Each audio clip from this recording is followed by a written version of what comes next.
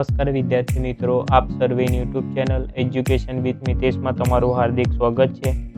તો આજે આપણે વાત કરીશું કે નવા પાઠ્યપુસ્તક મુજબ ધોરણ 7 સામાજિક વિજ્ઞાન વિષયના પાઠ નંબર 6 વિચરતી અને વિમુક્ત જાતિઓ પાઠના સ્વાધ્યાય સોલ્યુશનની. તો ચાલો આપણે વિડીયોને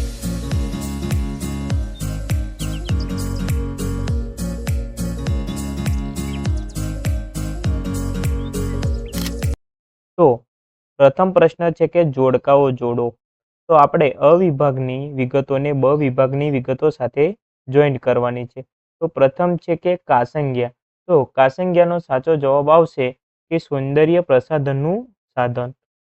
બીજું છે કે વિચરતી જાતિઓ. તો વિચરતી જાતિઓમાં ભવૈયાઓ, ગારુડી અને વાંસફોટ વગેરેનો સમાવેશ થાય છે. ત્રીજું છે કે વણઝારા. તો વણઝારા કોને કહેવાય? તો જેઓ અનાજ અને ચીજ વસ્તુઓની હેરફેર કરતા હોય તેઓને વણઝારા તરીકે ઓળખવામાં આવે છે. ચોથું છે કે દેવી પૂજક. તો દેવી પૂજક એ જ્ઞાતિપંચ લવાદની પ્રભાવી ભૂમિકા ભજવતા હોય છે. પાંચમું છે કે વિમુક્ત જાતિઓ.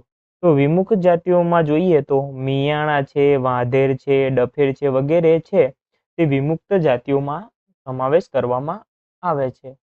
પ્રશ્ન નંબર 2 કે ખાલી જગ્યાઓ પૂરો. તો પ્રથમ પ્રશ્ન છે કે નીચે એક સ્થાનથી બીજા સ્થાને સતત ફરતી રહેતી જાતિઓને ખાલી જગ્યા કહેવામાં આવે છે. તો તેઓને વિચરતી કે વિમુક્ત જાતિઓ તરીકે ઓળખવામાં આવે છે. બીજું છે કે વિચરતી અને વિમુક્ત જાતિઓના બાળકોના અભ્યાસ માટે અને ખાલી જગ્યાની સ્થાપના કરવામાં આવી છે. તો આશ્રમ શાળાઓ અને છાત્રાલયોની સ્થાપના કરવામાં આવી છે. પ્રશ્ન નંબર 3 પોઢનો સમૂહ ખાલી જગ્યા તરીકે ઓળખાય છે. તો પોઢનો સમૂહ જેઓ વણઝારા તરીકે ઓળખાય. વિધાન સાચું છે કે ખોટું તે જણાવો. તો પ્રથમ પ્રશ્ન છે કે વિચરતી જાતિઓના લોકો માટે સરકારે ગૃહ ધિરાણ યોજના જાહેર કરી છે. તો આપેલ વિધાન ખોટું છે. બીજું છે કે ગુજરાતમાં નટ, બજાણિયા, કાસંગ્યા જેવી વિચરતી વિમુક્ત જાતિઓ વસે છે. તો આપેલ વિધાન ખરું છે કે ગુજરાતમાં જે નટ, બજાણિયા, કાસંગ્યા જેવી વિચરતી વિમુક્ત જાતિઓ વસે છે. પ્રશ્ન નંબર 3 નટ, બજાણિયા નેસમાં રહે છે. તો આપેલ વિધાન ખોટું છે. પ્રશ્ન નંબર 4 શાહજહાએ તેના લખાણોમાં વણઝારાઓના કાર્યોનો ઉલ્લેખ કર્યો છે. તો આપેલ વિધાન ખોટું છે. પ્રશ્ન નંબર 4 નીચેના પ્રશ્નોના ઉત્તર આપો. તો પ્રથમ પ્રશ્ન છે કે વિચરતી જાતિઓના પશુપાલકો અને સ્થાયી ખેડૂતો વચ્ચે કયા પ્રકારનો વિનિમય થતો હતો અને શા માટે? તો વિચરતી જાતિઓના પશુપાલકો સ્થાયી ખેડૂતો પાસેથી અનાજ, કપડાં અને વાસણો જ્યારે અન્ય વસ્તુઓ ખરીદતા હતા અને તેના બદલામાં તેઓ સ્થાયી ખેડૂતોને ઊન, ઘી અને વગેરે વસ્તુઓ આપતા હતા. આ રીતે વિચરતી જાતિઓના પશુપાલકો અને સ્થાયી ખેડૂતો વચ્ચે ચીજ વસ્તુઓનો વિનિમય થતો હતો. પ્રશ્ન નંબર 2 કે સરકાર દ્વારા વિચરતી વિમુક્ત જાતિઓના વિકાસ અને ઉત્થાન માટે કયા પ્રયત્નો કર્યા છે તે જણાવો. તો સ્વતંત્રતા પછી ભારત સરકારે ઈસવીસન 1952માં વિચરતી વિમુક્ત જાતિઓને ક્રિમિનલ ટ્રાન્ઝેક્શન એક્ટ 1871ના કાયદામાંથી મુક્ત કરીને તેને વિમુક્ત જાતિઓ તરીકે સન્માનભર્યું સ્થાન આપ્યું છે. બીજું છે કે આ જાતિઓના વિકાસ માટે તેમની સંસ્કૃતિની જાળવણી માટે સરકાર તેનો અભ્યાસ કરાવી. તેના આધારે ઈસવીસન 2008માં એક વિસ્તૃત અહેવાલ તૈયાર કરાવ્યો છે. એ અહેવાલના આધારે તેમને બંધારણીય રીતે વિચરતી અને વિમુક્ત જાતિઓનો દરજ્જો આપી અને માનવતાનો અધિકાર આપ્યો છે.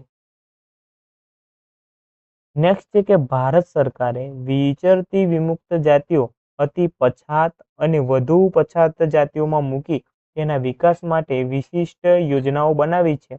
એ યોજનાઓમાં તેમને સ્થાયી કરવા જેવી બાબતોનો સમાવેશ કર્યો છે. આ જાતિના બાળકોના અભ્યાસ માટે ખાસ કરીને આશ્રમ શાળાઓ અને છાત્રાલયો સ્થાપવામાં આવ્યા છે. બીજું છે કે કેન્દ્ર સરકારે અને રાજ્ય સરકારે આ જાતિઓના ઉત્કર્ષ માટે કેટલીક વિશિષ્ટ યોજનાઓ બનાવી છે અને તેમના સમાજમાં સામાન્ય પ્રવાહમાં ભેળવવામાં પ્રયત્નો કરતા રહ્યા છે. બીજું છે કે સરકારે શિક્ષણ, સ્વાસ્થ્ય અને સ્વચ્છતા અને મકાનો વગેરેની સુવિધાઓ આપીને તેમને રોજગારી મળી રહે તેવું વાતાવરણ ઊભું કર્યું છે. પ્રશ્ન નંબર 3. કચ્છના રબારીઓ ઉનાળામાં સ્થળાંતર કરવાની જરૂર કેમ પડે છે તેનું કારણ જણાવવાનું છે. તો સાચો જવાબ છે કે કચ્છના રબારીઓ પશુપાલનથી પરથી જીવન નિર્વાહ ચલાવે છે. તેઓ ઘેટાઓ અને ઊંટ પાડે છે. કચ્છનો મોટા ભાગનો પ્રદેશ રણ પ્રદેશ છે અને અહીંયા ચોમાસામાં વરસાદ ખૂબ ઓછો પડે છે. તેથી ઉનાળામાં કચ્છમાં પાણી અને ઘાસચારાની વધારે અછત સર્જાય છે. આથી પોતાના પશુધનને બચાવવા માટે પાણી અને ઘાસચારાની શોધમાં કચ્છના રબારીઓ સ્થળાંતર કરવાની ફરજ પડે છે. પ્રશ્ન નંબર 4. નટ લોકો કયા કયા સ્થળે કરબતો કરી અને લોકોનું મનોરંજન કરવામાં આવે છે? તો નટ લોકો દ્વારા જાદુ કરવાના, દોરડા અને લાકડી પર ચાલવા જેવી કરબતો એટલે કે મનોરંજન કરીને અને અન્ય કરબતો કરી લોકોનું મનોરંજન કરવામાં આવે છે. પ્રશ્ન નંબર 5. વણઝારા અર્થતંત્ર માટે કેવી રીતે મહત્વપૂર્ણ હતા?